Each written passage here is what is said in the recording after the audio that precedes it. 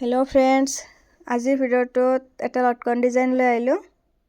प्रथमते मैं काटिंग কৰি লৈছো 3 इंची 2 पॉइंट बाय 3 इंची 2 पॉइंट চাৰিটা কাপোৰ কাটিং কৰি লৈছো। দুটা লটকন ডিজাइन হ'ব। দুটা কাপোৰ মই এটাৰ ওপৰত এটা ৰাখি লৈছো। সিধা সাইডটো তলৰ ফালে, উল্টা সাইডটো ওপৰৰ ফালে। এতিয়া এক চাপ কৰি সিলাই লৈছো। অলপমান ঠাই এৰি দিছো। কাপোৰটো সিধা কৰি লম। কোন গিটা কাটি লৈছো। কাপোৰ গিটা সিধা কৰি লৈছো। এতিয়া কাপোৰৰ ভিতৰত তুলা ভৰাই লম। আপোনালোকে ইচ্ছা কৰিলে কাপোৰো ভৰাই ল'ব পাৰে। মই এটো ভৰাই লও হৈছে। এবাৰ মই ৰছিটো সোমাই লম। এটা কোণত ৰছিটো থাকিব। বাকি কাপোৰখিনি ধুনিয়াকৈ ভিতৰৰ ফালে সোমাই দিব লাগিব।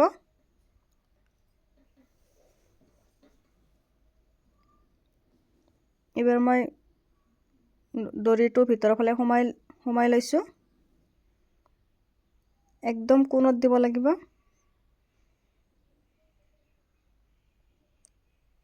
এবাৰ সিলাই কৰি লম।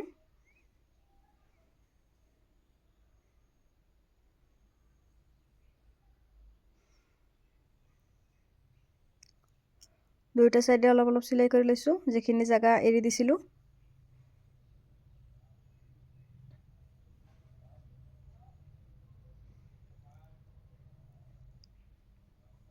এটো হৈ গল। এবাৰ মণিৰে ডিজাইন কৰি লম। প্ৰথমতে বেজিটো মই এটা কোণত সোমাই লৈছো। গাঁঠি এটা দি লৈছো। এবাৰ মণি মই সোমাই লম। প্ৰথমতে সৰু মণি সোমাম।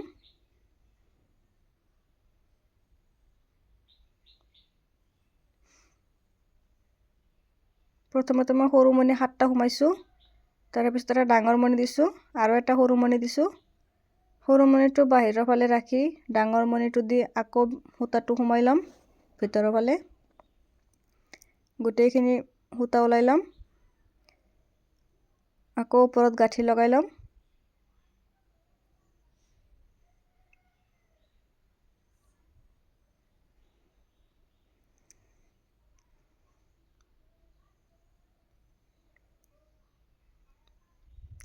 এটো মোৰ হৈ গৈছে। একে ধৰণে মই তিনিটা কোণত মই মণি লগাই লম।